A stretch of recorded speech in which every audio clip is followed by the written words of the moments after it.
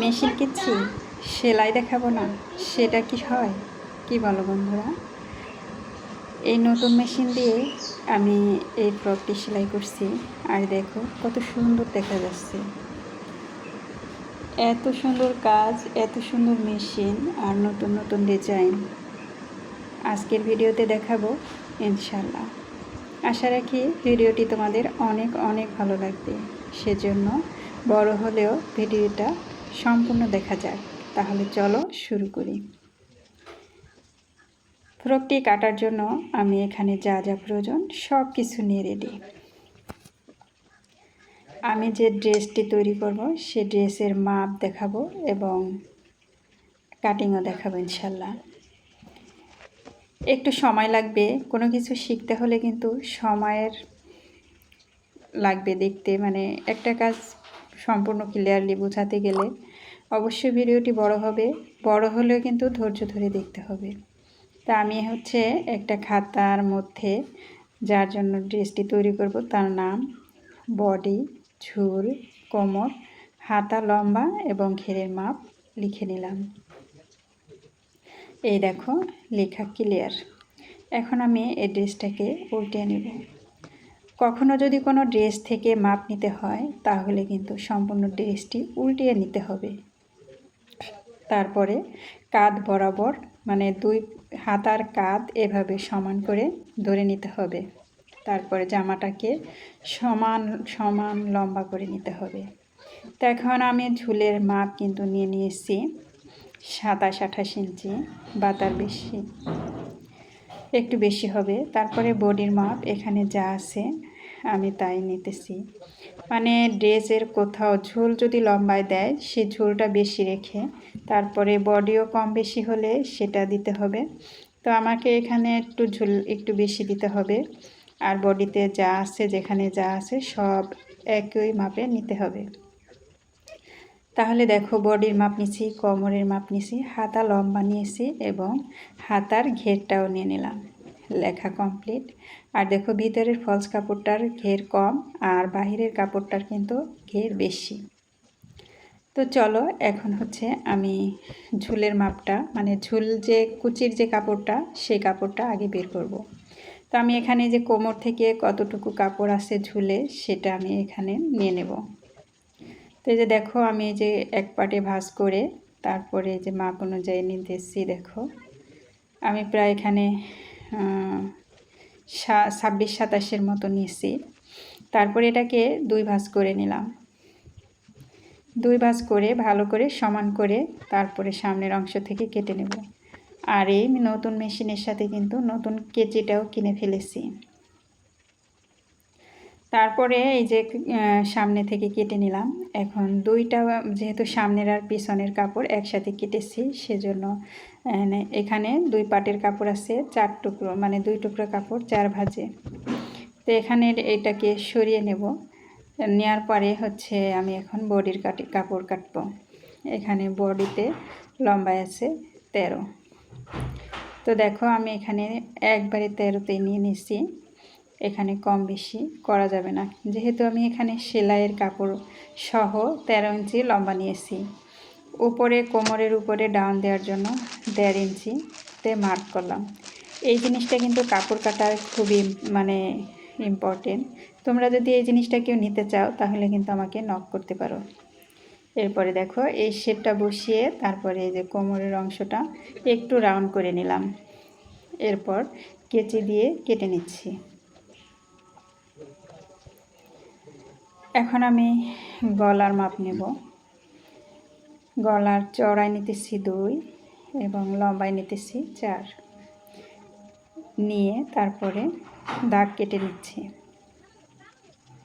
এখন এই স্কেলটা দিয়ে আমি গলার সুন্দর রাউন্ড করে নিতেছি। দেখো তারপরে কাঁধে নিতেছি 3.5, তারপরে এখানে নিতেছি 5,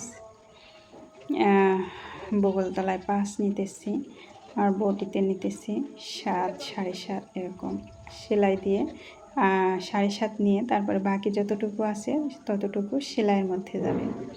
এখন আমি এখানে কাঁধের জন্য ডিপ মানে ডাউন করে নিতেছি, 1/2 ইঞ্চি নিতে নিয়ে দাগ দিলাম। এরপরে হচ্ছে যা থাকবে তাকে 2 ভাগ করে তারপরে হচ্ছে এই রাউন্ড শেপটা দিতে হবে।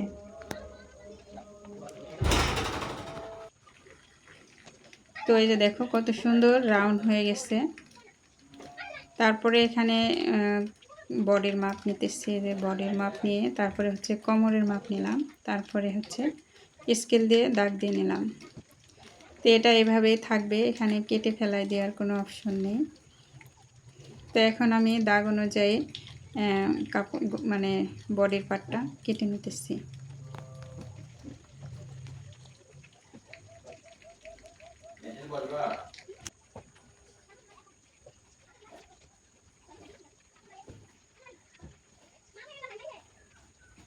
এখন আমি পিছন পাটের গলার দাগটা কেটে নিতেছি। ভেতরের পাটটা সরিয়ে সামনের পাটটা কেটে নেব।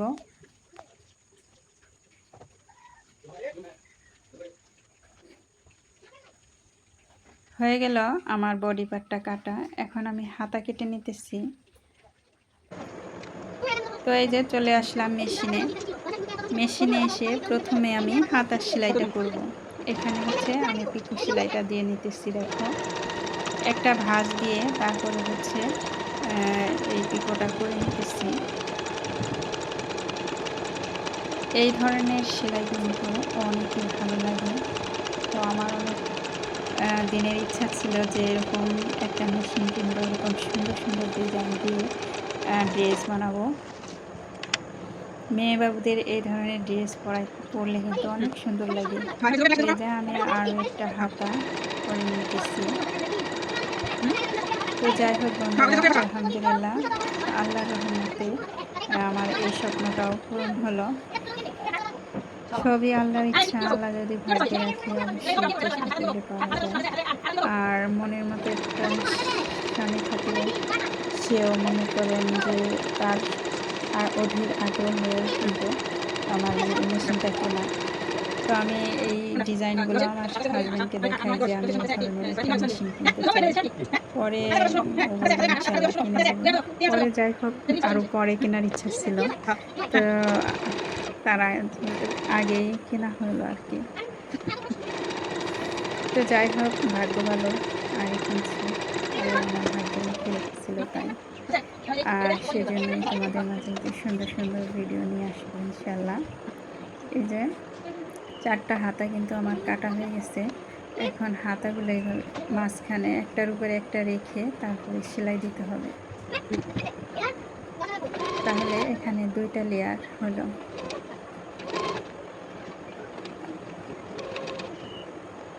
যে ড্রেসটা দিয়েছিল ওইটা হচ্ছে 1 লেয়ারের হাতা, আর এখানে হচ্ছে আমি 2 লেয়ার দিয়ে হাতাটা তৈরি করছি। আর 2 লেয়ারের হাতাটা দেখতে মাশাআল্লাহ অনেক সুন্দর লাগতেছে। তো এখন আমি গলাটা করব। আমার গলার কাপড় কাটতে মনে নেই, এই জন্য আমি এইভাবে করে দিলাম, গলাটা ফিকো করে দিলাম। অতিরিক্ত আর কোনো কাপড় এখানে মানে লাগাইলাম না, শুধু গলার মধ্যেও একটা ভাঁজ করে সেলাই করে নিলাম। আর দেখো কত সুন্দর লাগতেছে।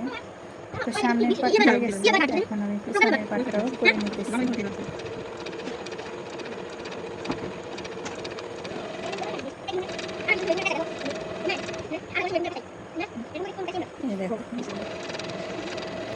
এখন আমি কুচির যে কাপড়, ওই কাপড়ের নিচের পাট করে নিতেছি। প্রিয় আপুরা, যারা এই পর্যন্ত এসেছো নতুন, এখনো সাবস্ক্রাইব করনি, অবশ্যই একটা সাবস্ক্রাইব করে পাশে থাকা বেল আইকনটি বাজিয়ে দাও। তো আমি এই যে আরেকটা পার্ট সেলাই করতেছি। আর যারা এখনো রানিং আছো, আমার পরিবারে যুক্ত হয়েছো, আমার ভিডিওটি দেখতেছো, তাদেরকে অনুরোধ করব অবশ্যই একটা লাইক দিবা, লাইক করবা। প্রশ্ন থাকলে তোমাদের কোনো প্রশ্ন করবা কমেন্টে, ইনশাআল্লাহ আমি উত্তর দেওয়ার চেষ্টা করব।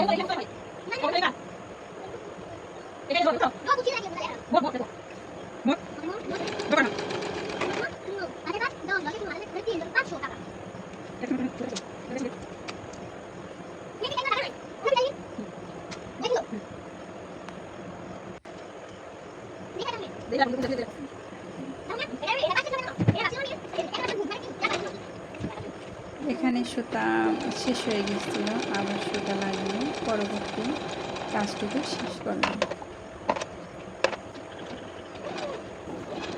এখন হচ্ছে আমি কুচি দিতেছি। আসলে আমি মেশিনে এতটা রান্নি না, তারপরেও যতটুকু পারতেছি তোমাদের মাঝে শেয়ার করতেছি।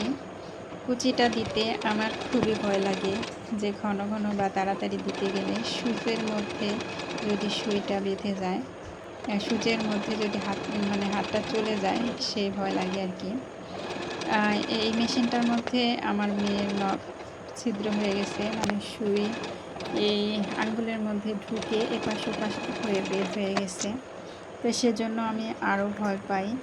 তো যাই হোক, এখন আমি হচ্ছে চেন লাগাইতেছি। চেন লাগাইতে কিন্তু অনেক সহজ, ফিটটা চেঞ্জ করে তারপরে এই চেনটা লাগানো লাগে। আসলে এই মেশিনটা আসলে আমার স্বপ্ন শুধু পূরণ করেনি, আমার লাইফটাই চেঞ্জ করে দিছে, অনেক সুবিধা এনে দিচ্ছে আমাকে মেশিনটা।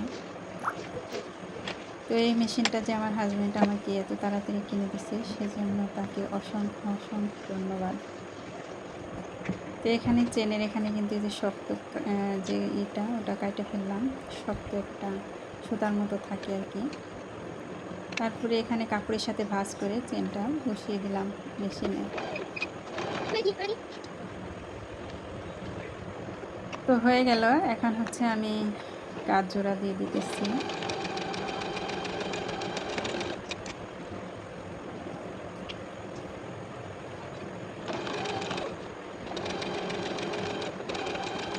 দুইটা কাজই কিন্তু আমার কমপ্লিট হয়ে গেল। এখন আমি বডির সাথে কুচির পাট লাগাবো। নিচের যে কোমর থেকে যে কুচি হয়, সেই কুচিগুলো লাগাবো নিচের পাট।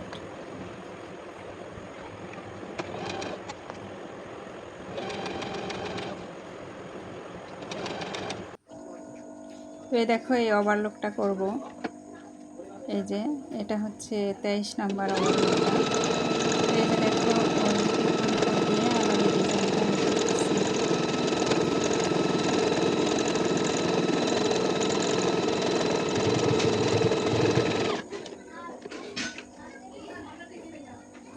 তো এই তো হয়ে গেল আমার ড্রেসটা সেলাই করা কমপ্লিট। আর এই দেখো হচ্ছে ফাইনাল লুক।